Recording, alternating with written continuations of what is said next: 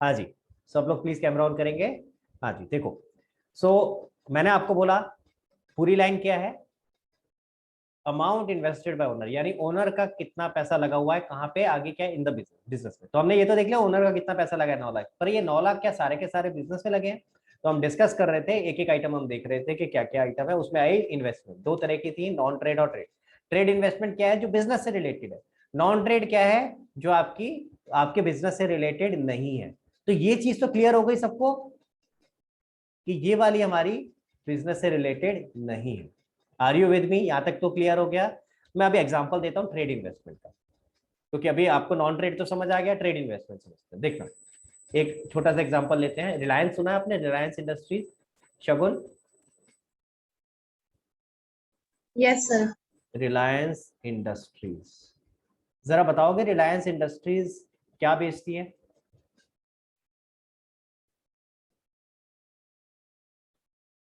Sir बहुत कुछ। बहुत कुछ। मैं कुछ कुछ बताना शुरू कर, बहुत कुछ का कुछ क्या क्या है? सर मेन तो सिम वगैरह इनके फोन्स हैं और ओके, सो सिम है, फोन्स है, यानी कि ये सारा टेलीकम्युनिकेशन से रिलेटेड है, जिसको हम बोलते हैं जियो। आपने जियो सुना होगा, एक तो इसका जियो आता है। और बोलो और कौन सा ब्रांड आता है, क्या होता है और क्या बेचता है ये? एक आपने रिलायंस फ्रेश सुना होगा, रिलायंस फ्रेश सुना है कभी? क्या करता है ये Reliance fresh? Sir grocery store है। वेरी गुड, ग्रोसरी स्टोर है, ठीक है। इसी तरह से एक रिलायंस का ट्रेंड्स सुना हो अगर आपने, सुना किसी ने? क्या करता है ये रिलायंस ट्रेंड्स? बताओ भाई शगुन। सर कपड़े। कपड़े, कपड़े। वेरी गुड, यानी कि क्लोथिंग, ये क्लोथिंग से रिलेटेड है। इसी तरह से रिलायंस के पेट्रोल पंप भी अगर आपने देखे हो, ठीक है। मैंने थोड़े से कुछ, जो शगुन ने कहा था बहुत कुछ है, तो मैंने उसमें से कुछ ले लिया है। बहुत बहुत सारा और भी चीजें हैं, बहुत सारे सेगमेंट्स और भी है जिसमें रिलायंस है, ठीक है। पर मैं सब में नहीं जा रहा हूँ, मैं सिर्फ एग्जाम्पल के लिए आपको लेना चाह रहा था। मान लेते हैं रिलायंस ये 4 काम करे। अब ये 4 काम करने के 2 तरीके होते हैं, ध्यान से सुनना, सब लोग सुनना, बहुत मजेदार चीज है ये। एक तरीका तो क्या है, मैंने एक कंपनी बना ली रिलायंस इंडस्ट्रीज या रिलायंस लिमिटेड के नाम से। जैसे अगर आप देखोगे रिलायंस लिमिटेड के नाम से कंपनी का नाम होगा, मैं इसको लिमिटेड ही लिख देता हूँ। आई थिंक रिलायंस लिमिटेड के नाम से है, तो रिलायंस लिमिटेड ही लिख देते हैं यहाँ पे, इजी रहेगा समझ। तो मैंने रिलायंस लिमिटेड के नाम से कंपनी खोली, ठीक है। और उसमें ये एक एक करके सारे बिजनेसेस करने शुरू करे। अगर ऐसे चल रहा होता तब तो कोई प्रॉब्लम नहीं है, फिर तो ये सारे के सारे बिजनेस एक ही कंपनी के अंडर आ रहे हैं। लेकिन प्रैक्टिकली ऐसे नहीं होता। क्या करते हैं, जो जैसे ही कंपनी एक पहले एक बिजनेस शुरू करती है, मान लो उसने पहले एक बिजनेस शुरू किया, सपोज करो जियो का, सपोज फॉर एग्जाम्पल, ठीक है। फिर जैसे वो सोचेगा कि मैं रिलायंस फ्रेश शुरू करना है, ठीक है, जो आपका ग्रोसरी से रिलेटेड बिजनेस है, तो वो सेम कंपनी में नहीं करेंगे। वो क्या करेंगे, एक नई कंपनी बनाएंगे, इसके अंडर रिलायंस लिमिटेड के अंदर एक और कंपनी होगी, और वो उस कंपनी में नया बिजनेस शुरू करेंगे। ऐसा क्यों करते हैं पता है? ताकि कल को अगर बिजनेस बेचना हो तो बेचना आसान हो जाता है, आप सीधा उठा के वो कंपनी बेच सकते हो, वरना इट बिकम्स डिफिकल्ट। समझ आ रही है मेरी बात? क्लियर हो गया? तो होता क्या है, रिलायंस लिमिटेड एक कंपनी है। अब ये जितने मल्टीपल बिजनेसेस कर रही है, ये मल्टीपल कंपनीज में कर रही होगी। फॉर एग्जांपल जो जियो वाला है वो कर रही है रिलायंस टेली कम्युनिकेशन, ठीक है। मेरे को सारे पता नहीं है एग्जैक्टली, मैं हो सकता है थोड़े बहुत कैसे नाम लिख भी रहा हूँ, जरूरी नहीं है कि एग्जैक्टली वही नाम हो, बट नॉर्मली हर बिजनेस अलग अलग नाम से होता है, अलग अलग कंपनी रजिस्टर्ड होगी। तो रिलायंस टेलीकम्युनिकेशन, ठीक है। इसी तरह से फ्रेश का मुझे आइडिया नहीं है क्या नाम है, मैं रिलायंस फ्रेश लेके चलता हूँ कि कंपनी जिस नाम से है वो क्या होगी, रिलायंस फ्रेश। इसी तरह से ट्रेंड्स का मैं लेके चल रहा हूँ रिलायंस ट्रेंड्स, ठीक है। और पेट्रोलियम का है रिलायंस पेट्रोकेमिकल।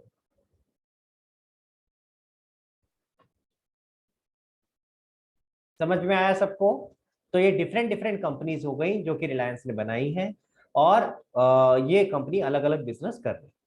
अब ध्यान से सुनना, ये सारी की सारी कंपनीज के पास पैसा कहां से आ रहा है? ये सारी कंपनीज का पैसा कहां से आ रहा है? रिलायंस लिमिटेड के पास से। समझ आया है कहां से आ रहा है? Reliance limited. इसको बोलते हैं कि रिलायंस लिमिटेड आपकी होल्डिंग कंपनी है, जो ग्रुप की ऊपर सबसे ऊपर कंपनी होती है। और ये नीचे जो होती है कंपनीज उसकी, वो क्या कहलाती है? Subsidiary companies. आपने शायद बी उसमें पढ़ा होगा, बीएसटी इको वगैरह में ये चीज पढ़ी है। होल्डिंग सब्सिडरी कुछ ऐसे नाम सुने हैं, नहीं सुने अभी? कोई बात नहीं, आगे आ जाएगा। तो तो आपकी ग्रुप में सबसे ऊपर कंपनी कौन सी है? Reliance limited. अगर मैं अलग अलग कंपनीज नहीं बना रहा होता, एक ही कंपनी होती रिलायंस लिमिटेड, उसमें ये सारे काम कर रहा होता तो कोई प्रॉब्लम नहीं थी, फिर तो मेरी बुक्स में अलग से कुछ नहीं आता। लेकिन क्योंकि अब अलग अलग मैंने काम के लिए अलग अलग कंपनी बना दी, तो होगा क्या, जब मैं रिलायंस टेली कम्युनिकेशन में पैसा दूंगा, मैं दे रहा हूं, मतलब कौन दे रहा है, रिलायंस लिमिटेड। जब Reliance limited Reliance telecommunication को पैसा देगा, ध्यान से सोचना, अब उसकी बुक्स में कैसे दिखाई देगा, उसके पास से कैश जाएगा, कैश कम हो जाएगा उसका, कैश या बैंक जो भी है कम हो जाएगा। अब कॉरस्पॉन्डिंगली क्या होगा, वो पैसे किस फॉर्म में देगा, शेयर्स की फॉर्म में, वो शेयर्स खरीदेगा रिलायंस टेली कम्युनिकेशन के, तो उसकी बुक्स में इन्वेस्टमेंट आ रही होगी, investment in the shares of Reliance telecommunication. समझ आ रहा है, अब नहीं समझ आ रहा है, नहीं आ रहा है, तेरी शक्ल क्या ऐसा लग रहा है देख करके, पता नहीं सर क्या रॉकेट साइंस बता रहे हैं, नहीं समझ आ रहा है तो बताना प्लीज, हाँ ठीक है। फिर से बता रहा हूँ, रिपीट कर रहा हूँ, रिलायंस लिमिटेड के पास जो पैसा है, उसने फर्दर एक कंपनी बनाई रिलायंस टेलीकम्युनिकेशन, उसमें वो पैसा दिया। अब हम किसके पॉइंट ऑफ व्यू से सोच रहे हैं, रिलायंस लिमिटेड के। रिलायंस लिमिटेड की बुक्स में क्या होगा, एक तरफ से बैंक कम हो जाएगा एसेट में से, और एसेट में ही एक और एसेट बढ़ जाएगा, कौन सा एसेट बढ़ जाएगा, investment in the shares of Reliance telecommunication. समझ आ रहा है, इसी तरह बाकी सारी कंपनीज का भी आएगा, investment in the shares of Reliance fresh, investment in the shares of Reliance trend, investment in the shares of Reliance Petrochem. समझ आ रही है बात। हालांकि अब नोटिस करना है यहाँ पे, हालांकि शेयर्स में इन्वेस्टमेंट हो रही है, पर ये शेयर्स में इन्वेस्टमेंट मेरे ही बिजनेस का पार्ट है, मैं अपने बिजनेस के लिए ही कर रहा हूँ। ये ऐसे इन्वेस्टमेंट नहीं है कि मैं प्रॉफिट कमाने के लिए, डिविडेंड कमाने के लिए मैं किसी किसी के भी शेयर्स में इन्वेस्ट कर दिया, टाटा के शेयर्स में, बिरला के शेयर्स में, अदानी के शेयर्स में, नहीं। रिलायंस का जो बिजनेस है वो उसी के शेयर्स में इन्वेस्ट कर रहा है, वो उसका ही पार्ट है। इट इज जस्ट बिकॉज वो एक अलग कंपनी बना रहे हैं, इसलिए उसको इस तरीके से दिखा रहे हैं। समझ आई बात। तो आपका investment in shares can be trade investment और it can be non trade investment, depending upon कि किसके शेयर्स में आप इन्वेस्ट कर रहे हो। तो सिर्फ ये देख करके कि शेयर्स में इन्वेस्टमेंट है ये तो आपका नॉन ट्रेड होगा, नहीं, ऐसे नहीं बोल सकते हम। हमें देखना पड़ेगा क्या ये हमारे बिजनेस से रिलेटेड है या नहीं है। लॉजिक समझ में आया। This is called trade investment. अब ये जो investment in the shares of Reliance telecommunication, Reliance fresh, Reliance trend और रिलायंस पेट्रोकेमिकल दिख रहा होगा, these are trade investment, these are investment which are related to my business, it is a part of my core business। समझ आई बात। इट इज जस्ट बिकॉज कि मैं अलग एंटिटीज बना रहा हूं, इसलिए मुझे इस तरह से दिखाना पड़ता है। लेकिन अगर यही पैसा मेरे पास फालतू पड़ा होता और मैंने फॉर द टाइमिंग किसी के शेयर्स में पैसा लगा दिया, it has nothing to do with my business. जैसे मैंने बोला, मैंने टाटा के कोई शेयर खरीद लिए, मैंने बिरला के कोई शेयर खरीद लिए, मैंने अदानी के शेयर खरीद लिए, कोई भी खरीद लिया, हिंदुस्तान यूनिलीवर खरीद लिया, चलो वो फॉर दैट मैटर शेयर्स भी क्यों खरीदा, मैंने कुछ भी खरीद लिया, म्यूचुअल फंड खरीद लिए, मैंने एफडी करा दी, वट ऑल दीज इन्वेस्टमेंट जो मेरे पास खाली पैसा पड़ा था मैंने कर दिया, but it has nothing to do with my business. These are all what, non trade investment. समझ आई बात। ट्रेड इन्वेस्टमेंट और नॉन ट्रेड इन्वेस्टमेंट का फर्क समझ आ गया। मेरे को एक बार थम्स अप करके बताओ सब लोग प्लीज। हाँ समीक्षा पूछो। सर मतलब अगर खुद के ही पार्ट में इन्वेस्ट है तो फिर ट्रेड इन्वेस्टमेंट है, बिल्कुल, और अगर मेरे ही दूसरे- बिजनेस से रिलेटेड है, ठीक है, मेरा ही बिजनेस का एक्सटेंशन है ना ये, बस इट इज जस्ट बिकॉज कि मैं अपने बिजनेस में ना करके, इसको अपनी कंपनी में ना करके इसके लिए अलग फॉर्म या एंटिटी बना दी, इसलिए वो मेरी बुक्स में एज अ इन्वेस्टमेंट की तरह दिख रहा होगा। अदरवाइज है तो it is a part of my business. अब रिलायंस का भी बात करेगा तो रिलायंस तो बोलेगा रिलायंस का बिजनेस क्या है, वो तो सारे नाम गिनाएगा ना, मैं भाई मैं तो फोन भी बेचता हूँ, ग्रोसरी भी बेचता हूँ, क्लोथिंग का भी है, सारे गिनाएगा। समझ में आ रही है मेरी बात कि मेरा तो ये सारा बिजनेस है। क्लियर हो गया गाइस। अब जरा ध्यान से अब आते हैं वापस। इसका मतलब अगर मैं यहाँ बनाना भी शुरू करता हूँ, चलो आपके लिए मैं यहाँ लिखना भी शुरू करता हूँ दोनों अप्रोचेस। सबसे पहले यहाँ लिखते हैं लाइबिलिटी अप्रोच, ठीक है। दो अप्रोचेस हमने अभी अभी बात करी, एक तो लाइबिलिटी अप्रोच है और एक एसेट अप्रोच है। सबसे पहले लाइबिलिटी अप्रोच की बात कर लेते हैं भाई, कि लाइबिलिटी अप्रोच में क्या क्या आता है। ठीक है, क्या निकाल रहे हैं हम, कैपिटल इम्प्लॉयड। क्लियर है guys, capital employed is equal to, क्या क्या किया आपने, सबसे पहले कैपिटल लिया, लाइबिलिटी साइड से चला। लाइबिलिटी अप्रोच का मतलब ही क्या है कि हम लाइबिलिटी साइड से स्टार्ट करते हैं, फिर हम एसेट साइड पे आ रहे हैं। समझ में आई बात। तो लाइबिलिटी अप्रोच से लाइबिलिटी साइड से स्टार्ट किया, capital plus accumulated profits. Guys अभी लिखेंगे नहीं प्लीज, हाँ मेरे को अभी इसमें कुछ चीजें चेंज भी करनी होंगी, तो इसलिए प्लीज अभी लिखेंगे नहीं, ठीक है, पहले ध्यान दो। कैपिटल प्लस एक्यूमुलेटेड प्रॉफिट, ठीक है, ये हो गया ओनर का पैसा क्या लगा। एक्यूमुलेटेड प्रॉफिट में आपका क्या क्या आ गया, जितने भी रिजर्व के नाम से है, general reserve, capital reserve, profit and loss account, जो भी अकाउंट प्रॉफिट्स को रिप्रेजेंट कर रहा है कि अभी तक हमने प्रॉफिट डिस्ट्रीब्यूट नहीं करा, तो कोई भी रिजर्व होगा वो सारे आते हैं। क्लियर हो गया, ठीक है। Accumulated profit is a wider term जिसमें सारे रिजर्व, हर तरह के रिजर्व कवर हो जाते हैं। ठीक है, ये हमने कहा कि ये सारा का सारा जो पैसा है ओनर का वो आ गया। अब हम चेक कर रहे हैं कि बिजनेस में क्या लगा है, तो हमने सबसे पहले क्या माइनस करना है कि क्या चीज ऐसी थी जो मैंने बोला कि ये बिजनेस में नहीं है, ये बिजनेस से रिलेटेड नहीं है। कौन सी चीज थी भाई जो बिजनेस से रिलेटेड नहीं है इसमें, शगुन?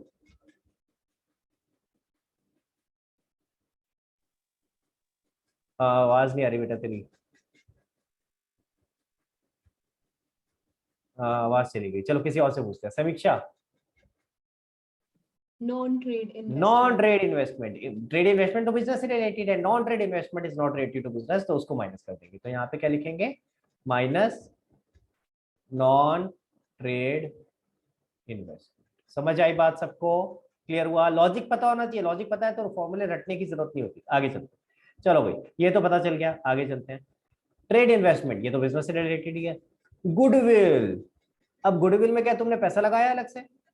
गुडविल तो क्या होती है भाई, गुडविल तो आप खुद क्रिएट करते हो। समझ में आ रहा है मेरी बात? ठीक है, तो इसीलिए इसको भी हम यहां से हटा देंगे कि भाई ये तो हमारा खुद क्रिएटेड होता है, सेल्फ क्रिएटेड होती है, इसके लिए कोई अलग से पैसा नहीं लगाया है, तो इसको भी माइनस कर देंगे। आगे चलते हैं। एडवर्टीजमेंट सस्पेंस अकाउंट, ये क्या है? एडवर्टीजमेंट सस्पेंस अकाउंट ये एक तरह का डेफर्ड रेवेन्यू एक्सपेंडिचर है। डेफर्ड रेवेन्यू एक्सपेंडिचर पढ़ा था 11th में, याद करो। एडवर्टीजमेंट का एग्जांपल बताया था मैंने 5 लाख रुपए खर्च कर दिए ईयर 1 में। क्या वो 5 के 5 मैं सारे के सारा इसी साल का खर्चा मान लूंगा? Answer is no. क्यों? क्योंकि उसका बेनिफिट नंबर ऑफ ईयर्स में मिलेगा। मान लो 5 साल तक मिलना है उस एडवर्टीजमेंट का, है ना, तो ऐसे केस में क्या होगा, उसको बेनिफिट 5 साल तक मिलना है, तो मैं धीरे धीरे करके 5 सालों में उसको राइट ऑफ करूंगा, 5 सालों में उसको पीएनएल में लेके जाऊंगा। तो 1-1 लाख रुपए हर साल मेरे यहाँ से माइनस होते रहेंगे और 1-1 लाख मेरे पीएनएल में। समझ आई बात? क्लियर? तो ये क्या है, एक तरह से डेफर्ड रेवेन्यू एक्सपेंडिचर।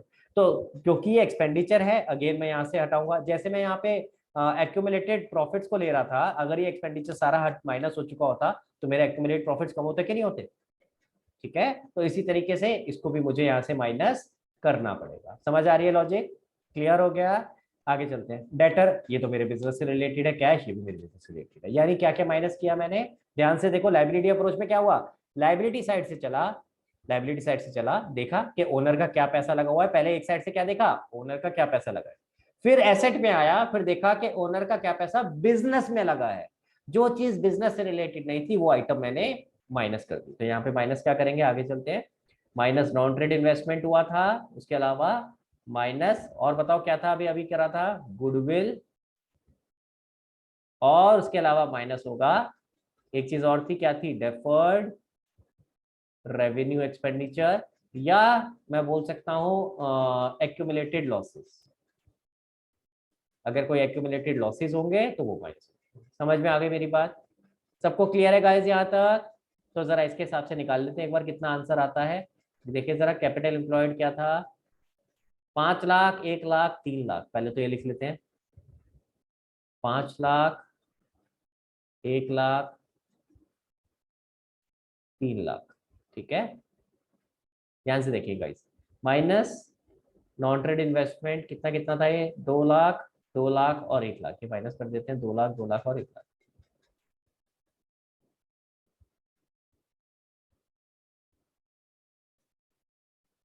हाँ जी, कितना आ गया बताओ जरा। 5, 3, 8 और 1, 9, 9 में से गए 5, तो ये आ गया 4 लाख। सबको समझ में आया? क्लियर हुआ गाइस? चल सकता हूँ आगे? ये हो गया आपका लाइबिलिटी अप्रोच। अब आ जाते हैं एसेट अप्रोच पे। सेम क्वेश्चन में एसेट अप्रोच से समझते हैं कि एसेट अप्रोच के हिसाब से आंसर क्या आता।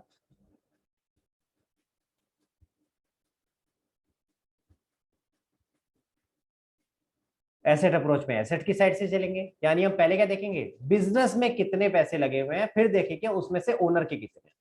दोनों में फर्क समझ आ रहा है बोलने के तरीके में? एसेट अप्रोच में क्या देखेंगे, पहले देखेंगे बिजनेस में कितने पैसे लगे हैं, फिर देखेंगे उसमें से ओनर के कितने। तो मैं यहाँ लिखता हूँ,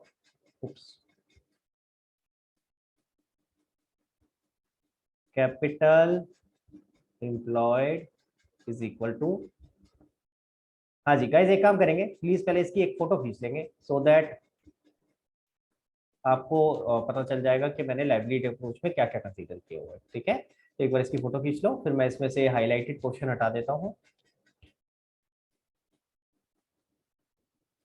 खींच ली?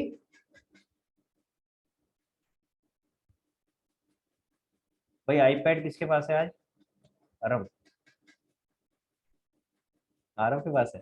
खींच लो भाई, बाद में। सर आरव के पास है। हाँ आरव खींच ले भाई। सर खींच ली। चलो अब जरा इसको हटा देते हैं।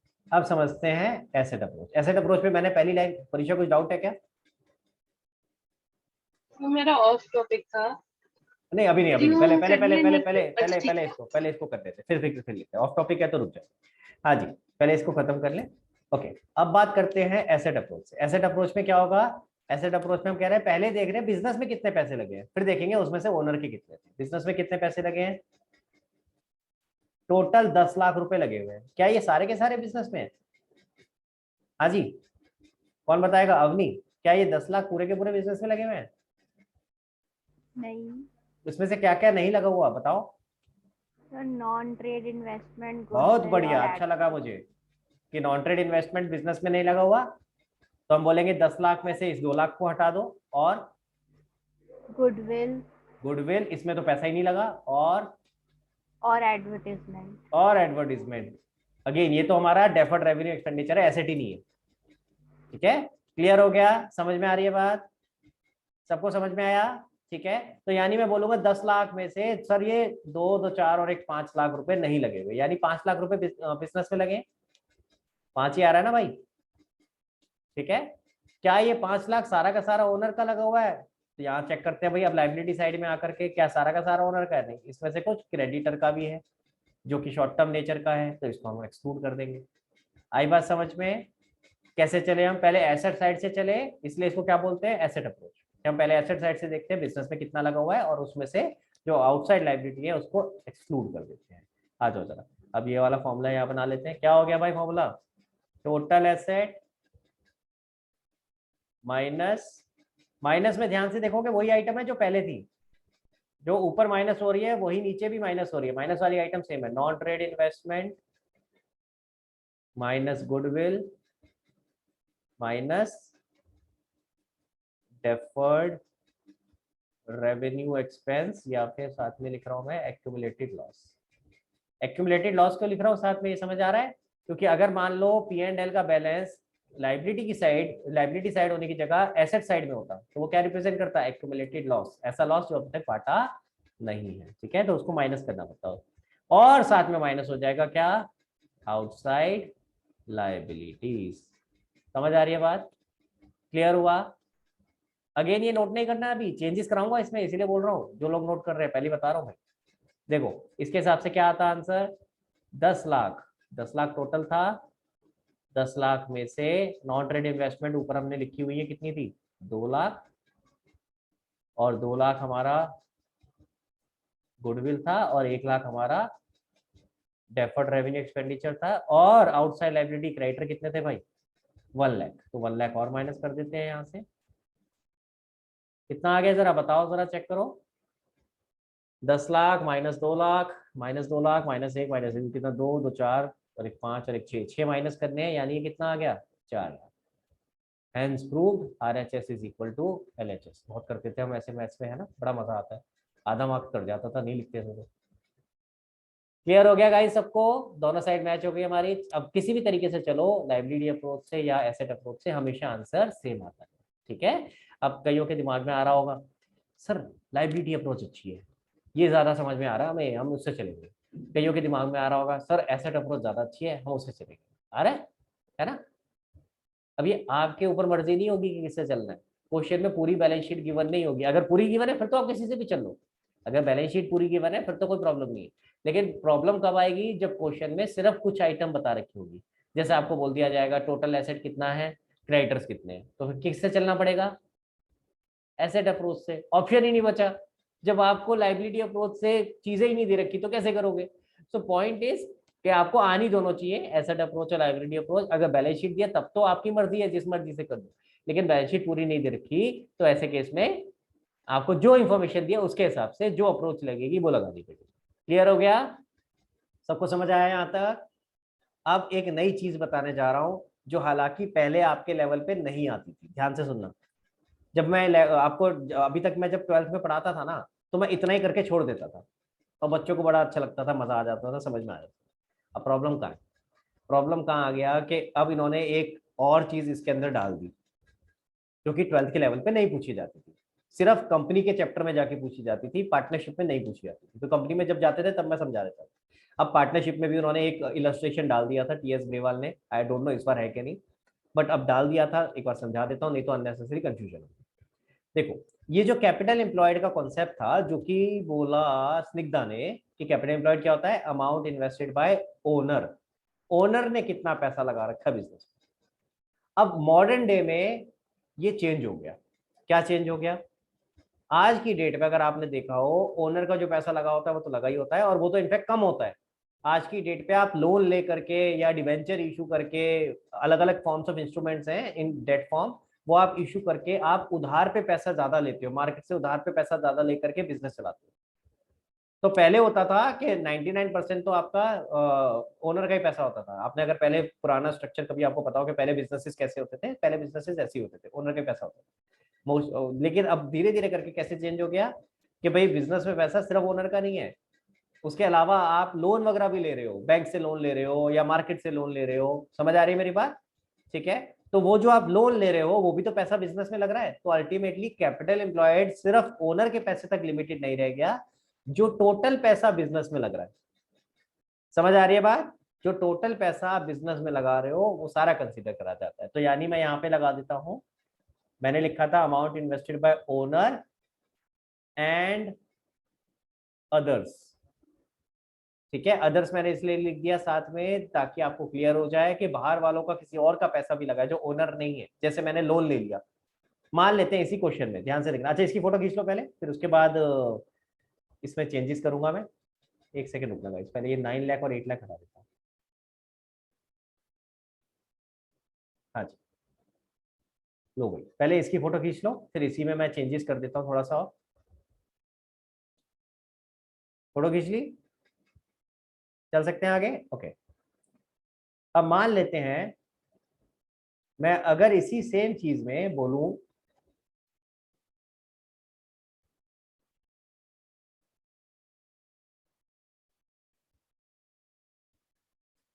कि ये 1 लाख क्या है, आईसीआईसीआई बैंक का लोन।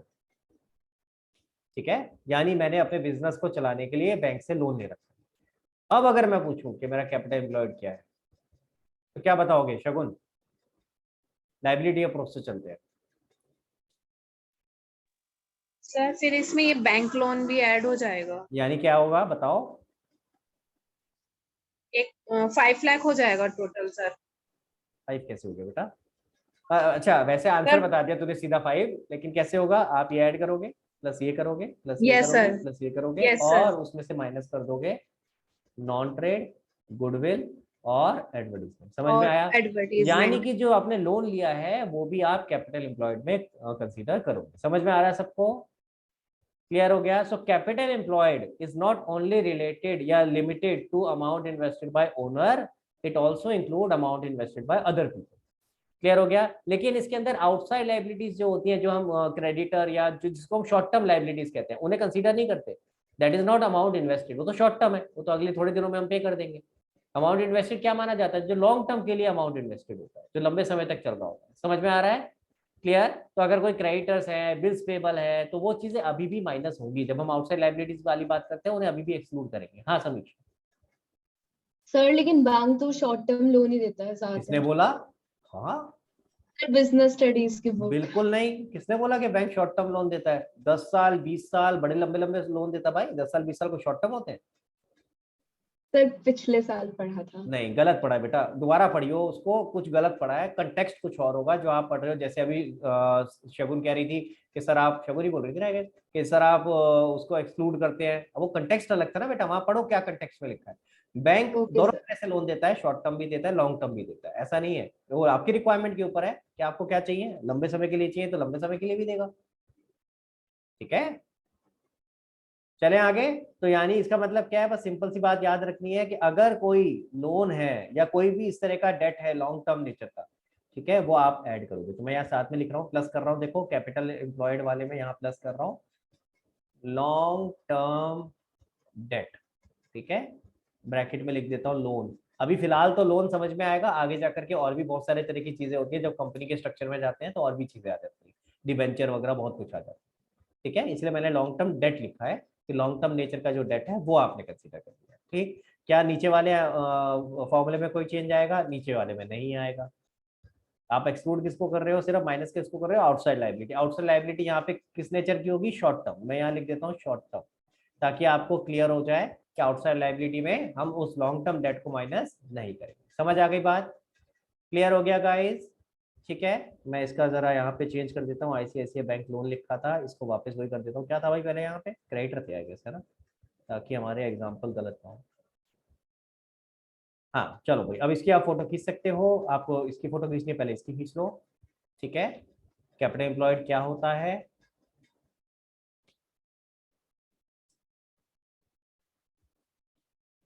और साथ में ये this is what example of, मैं लिख दूं यहाँ पे किसका एग्जांपल है? Trade investment.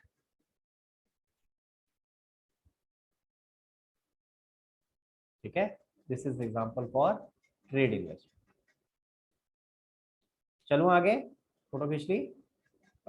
अब आ जाते हैं, ये आप ये देख लो, दोनों किसी भी फॉर्मूले से निकालोगे आंसर हमेशा सेम आएगा। तो आई होप अब आपको कैपिटल एम्प्लॉयड अच्छे से समझ में आ गया है। कैपिटल एम्प्लॉयड का मतलब क्या है, फिर से रिपीट कर रहा हूँ।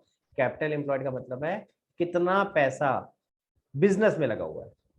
ध्यान से सुनना, मैंने चेंज कर दिया, कितना पैसा, ओनर नहीं बोला, कितना पैसा बिजनेस में लगा हुआ है, चाहे वो ओनर का लगा है चाहे वो बाहर वालों का लगा है। ठीक है, क्लियर हो गया?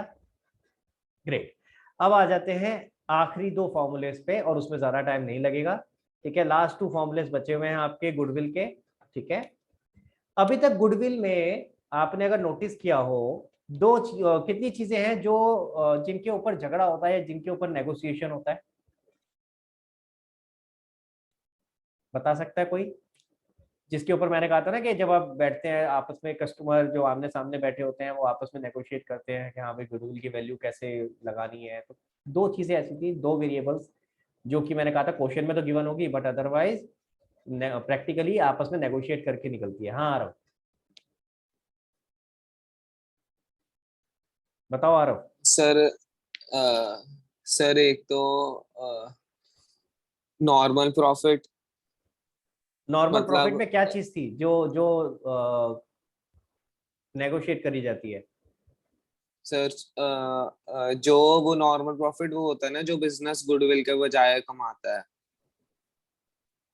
नहीं, मैं समझा नहीं तेरी बात। नॉर्मल प्रॉफिट तो ये होता है कि जो गुडविल, हाँ गुडविल नहीं भी हो तो भी कमा रहा है। लेकिन जब हम गुडविल के लिए, जैसे मान ले तू भी गुडविल वैल्यू कर रहा है, मैं भी गुडविल वैल्यू कर रहा हूँ, तो हम दोनों के डिफरेंसेस किस पॉइंट पे होंगे? नॉर्मल प्रॉफिट पे डिफरेंस होगा क्या? सर क्या मतलब, समझ नहीं आया। अगर मान ले दो जने गुडविल वैल्यू कर रहे हैं, तू बायर है मैं सेलर हूँ, मैं तेरे से कह रहा हूँ, मैंने हल्दीराम का एग्जांपल दिया था ना, मान ले मैं हल्दीराम का ओनर हूँ, मैं हल्दीराम बेच रहा हूँ, मैं उसकी गुडविल चार्ज कर रहा हूँ तेरे से। मैं कह रहा हूँ मेरे हल्दीराम की गुडविल है 15 लाख, तू कह रहा है 15 कैसे? मैंने अपने हिसाब से कैलकुलेट करके बताई। अब तेरे हिसाब से जो तू कैलकुलेट करेगा उसमें दो वेरिएबल थे ना, कि जहाँ पे हम दोनों के आपस में डिफरेंसेस हो सकते हैं। अच्छा सर, एवरेज प्रॉफिट और वेटेड एवरेज प्रॉफिट। नहीं, ये तो फॉर्मुलेज हैं। ये फॉर्मुलेज के अंदर दो ऐसे वेरिएबल्स थे जिनके ऊपर झगड़ा हो सकता है। भाई फॉर्मुलेज में तो हो ही सकता है कि मैं कहूंगा एवरेज प्रॉफिट फॉलो करो, तू कहेगा वेटेड करो, वो तो एक अलग चीज है। अगर मान ले दोनों ही एवरेज प्रॉफिट फॉलो कर रहे हैं, तब भी दो चीजों पे किस पे झगड़ा हो सकता है? चलो प्रथम से तो पूछते कितने सालों का? हाँ, क्या कितने सालों का बताओ, क्या चीज? कि कितने सालों की गुडविल लगाई है। ओके, दो चीजें, एक तो है कितने सालों के लिए गुडविल आप निकाल रहे हो, यानी नंबर ऑफ ईयर परचेज कितना है। नंबर ऑफ ईयर परचेज के ऊपर झगड़ा हो सकता है। कोई कहे कि भाई मैं मानता हूँ इस गुडविल का बेनिफिट आपको 7 सालों तक मिलने वाला है, कोई कहे मैं बेनिफिट 3 साल तक मिलने वाला है, तो इस पर झगड़ा हो सकता है। तो दूसरी चीज क्या थी? सर मतलब जैसे हम कोई बंदा 4 साल का कर रहा है, मतलब क्या चार कर रहा है? ईयर्स का ले रहा है ना प्रॉफिट। हाँ, कोई 4 ईयर्स का एवरेज निकाल रहा है, कोई 10 ईयर का एवरेज निकाल रहा है। नहीं, एवरेज कितने पीरियड का निकाले? सबके हैंड रेस थे, सबने का दोनों आंसर बता दिए। चलो नीचे कर देते हैं, अच्छी बात है। चलो, तो सबको आंसर समझ में आ गया। तो इसका मतलब क्या है गाइस, अभी तक दो ऐसे वेरिएबल्स थे जिनके ऊपर नेगोशिएशन होता है या झगड़ा होता है। ठीक है, जिसमें कोई आपका सर्टेनिटी नहीं थी कि भाई क्या हो सकता है। एक नंबर ऑफ ईयर परचेज और दूसरा कि कितने पीरियड का एवरेज देना है। अब जो फॉर्मूले मैं बताने जा रहा हूं उसमें नंबर ऑफ ईयर परचेज को हमने एलिमिनेट कर दिया, यानी एक वेरिएबल और कम कर दिया। ठीक है, क्लियर है गाइस? कौन सा फॉर्मूला बता रहा हूं? देखो फॉर्मूला बता रहा हूं, कैपिटलाइजेशन ऑफ एवरेज प्रॉफिट। ठीक है, पहले मैं फॉर्मूला लिख देता हूं, फिर कोशिश करते हैं इसको समझने की कि ये फॉर्मूला कैसे बना। ठीक है, देखो फॉर्मूला क्या है, गुडविल इज इक्वल टू, अगर सिर्फ फॉर्मूला रटना है तो खत्म क्लास, बस मैं फॉर्मूला लिख रहा हूं खत्म class, but let's try and understand. Average profit multiplied by 100 upon NRR minus normal profit multiplied by 100 upon NRR। अगर हमें सिर्फ फॉर्मूला समझना है ना तो खत्म खत्म, टाटा बाय बाय। बहुत देखते हो तुम रील्स, हैं? समझ में आ गया? क्लियर? अगर हमने समझना होता फॉर्मूला, अगर नहीं समझना तो यहाँ पे खत्म। तो फॉर्मूला है भैया, एवरेज प्रॉफिट तुम्हें आता है, नॉर्मल प्रॉफिट तुम्हें आता है, आती है ना, दोनों चीजें सिखा रखी है मैंने, बस यहाँ डालो फॉर्मूले में लगाओ और काम खत्म। लेकिन अब इसका लॉजिक समझते हैं कि ये फॉर्मूला क्या कह रहा है। ध्यान से सुनना, अब लॉजिक समझा रहा हूँ, ये इंपॉर्टेंट चीज है, और ये अगेन फिर से सब लोग नहीं बताते, तो प्लीज फोकस करना। अगर मैं ये समझना चाहूँ ये क्या रिप्रेजेंट कर रहा है, लेट मी सी, कोई बता सकता है क्या ये क्या रिप्रेजेंट कर रहा है? Normal profit into 100 upon NRR, कोई बता सकता है?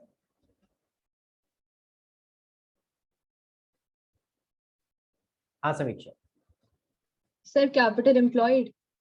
वेरी गुड, ये क्या रिप्रेजेंट कर रहा है? Capital employed. भाई क्या होता था फॉर्मूला नॉर्मल प्रॉफिट का? ये देखो, नॉर्मल प्रॉफिट का फॉर्मूला होता था capital employed into NRR upon 100। यही होता था कि नहीं होता था? अगर मैं इसको यहाँ ले जाऊं तो क्या हो जाएगा? Capital employed is equal to normal profit into 100 upon NRR। आ रही है बात समझ में? ये जो लिखा है मैंने तो कुछ नया नहीं लिखा। ये क्या रिप्रेजेंट कर रहा है? ये रिप्रेजेंट करता है कैपिटल एम्प्लॉयड। चलो मैं इसको यहाँ से डिलीट कर देता हूँ और इस पे वापस आ जाते हैं। देखो तो मैं इसके नीचे लिख देता हूँ, what does this represent? Actual capital employed. मैंने एक वर्ड और डाल दिया, क्या? एक्चुअल, यानी ये एक्चुअली कितना पैसा आपका बिजनेस में लगा हुआ है वो बता रहा है। समझ आ गई बात? एक्चुअली कितना पैसा लगा हुआ है वो बता रहा है। और ये क्या बता रहा है? ये बता रहा है, अब बहुत ध्यान से सुनना, ये क्या बता रहा है? ये बता रहा है कि जो आप प्रॉफिट कमा रहे हो अभी, what does this represent? This represent your present profits. जो अभी आप प्रेजेंट प्रॉफिट्स कमा रहे हो उसी की तो एवरेज ली है। तो जो प्रॉफिट्स अगर आप अभी कमा रहे हो, अगर वो नॉर्मल रेट ऑफ रिटर्न से कमाते, यानी गुडविल नहीं होता, यानी उसमें गुडविल अगर नहीं होता तो कितना पैसा लगाना पड़ता? फिर से समझते हैं। हमने क्या किया, अगर उस राइट साइड वाला फॉर्मूला देखो, normal profit into 100 upon NRR, इसका मतलब क्या था? ये जो नॉर्मल प्रॉफिट आप कमा रहे थे, इस नॉर्मल रेट से अगर आप कमाते तो कितना पैसा लगाना पड़ता? ये आ गया। समझ आ रही है मेरी बात? क्लियर? राइट वाला समझ में आ गया, जो कि अभी एक्चुअली लगा हुआ है, जो कि एक्चुअली अभी लगा हुआ भी है, उसी को हमने क्या बोल दिया? Actual capital. अब जो लेफ्ट हैंड साइड वाला है वो क्या रिप्रेजेंट करता है? वो रिप्रेजेंट करता है कि जो आप एवरेज प्रॉफिट कमा रहे हो, अगर ये नॉर्मली कमाते, हमने तो नॉर्मली नहीं कमाया ना, हमारा तो कुछ गुडविल भी है, लेकिन अगर गुडविल नहीं होता, गुडविल अगर नहीं होता, आप अगर ये नॉर्मली कमाते तो आपका कितना पैसा लगा होना चाहिए था? तो आपका कितना पैसा लगा होना चाहिए था? ठीक है, फॉर एग्जाम्पल अभी का अगर मैं बोलूं, मेरा नॉर्मल प्रॉफिट के हिसाब से मान लेते हैं मेरा कैपिटल कितना लगा हुआ है? 10 लाख रुपए। लेकिन अगर मैं यहाँ पे एवरेज प्रॉफिट के हिसाब से निकालता कि अगर जो भी मैं प्रॉफिट कमा रहा हूँ, अगर वो नॉर्मली कमाता, नॉर्मल रेट ऑफ रिटर्न के हिसाब से विदाउट एनी गुडविल, तो कितना पैसा लगा होना चाहिए था? मान लेते 12 लाख रुपए। ये सारी कैलकुलेशन जब आप करोगे तो निकल आएगा। मैं एग्जांपल लेके चल रहा हूँ, ठीक है? मान लेते 12 लाख रुपए। इसका मतलब क्या हुआ? 10 लाख रुपए लगा करके जो मैं प्रॉफिट कमा रहा हूँ, वो नॉर्मली कितने रुपए लगा करके कमाता? 12 लाख रुपए लगा करके। समझ आ रहा है? अगर हल्दीराम का नाम हल्दीराम नहीं होता, ठीक है, तो जितने प्रॉफिट मैं अभी कमा रहा हूं उतने नहीं कमाता, तो कम कमाता है, क्या नहीं है? समझ आ रही है बात? तो हमने बोला क्या कि अगर 10 लाख रुपए लगा करके मैं जो प्रॉफिट कमा रहा हूं, ठीक है, वो नॉर्मली मुझे कितने रुपए लगा करके कमाना पड़ता? 12 लाख रुपए लगा करके कमाना पड़ता। तो एक तरह से मैंने क्या किया, मेरी गुडविल की वजह से मैंने 2 लाख रुपए बचा लिए। आई बात समझ में? मैंने एक्स्ट्रा प्रॉफिट कमाया ना उसकी वजह से। तो वो क्या करा मैंने, एक तरह से कैपिटल एम्प्लॉयड वाला मेथड क्या बताता है कि हमने कितना कैपिटल कम लगाया, गुडविल की वजह से हमने कितना कैपिटल कम खर्च किया to earn the same rate of return. समझ आ रही है बात? क्लियर हुआ? तो यानी कि यहाँ पे हमें नंबर ऑफ ईयर परचेज का कहीं यूज करा नहीं किया, तो यहाँ पे एक वेरिएबल हमारा कम हो जाता है। तो अगर हम बात करें कि मेथड जो हम बात कर रहे थे गुडविल के, ये वाला मेथड ऊपर वाले मेथड से कंपैरेटिवली बेटर है, क्योंकि यहाँ पे हम क्या कर रहे हैं, नंबर ऑफ ईयर्स का कोई यूज नहीं कर रहे। यहाँ हम बेसिस क्या ले रहे हैं कि हमने कितना कैपिटल लगा रखा है वर्सेस कितना लगा होता अगर हम यही प्रॉफिट नॉर्मली कमाते। तो हमने जितना कैपिटल सेव कर लिया, दिस इज योर गुडविल। समझ आई बात? क्लियर हो गया गाइस? सबको क्लियर है? चलो, तो यहाँ मैं लिख भी देता हूँ कि यहाँ पे इसका मतलब क्या है, थोड़ा सा आपको आगे के लिए भी क्लियर रहेगा। Capital that would have been employed, capital that would have been employed to earn, sorry,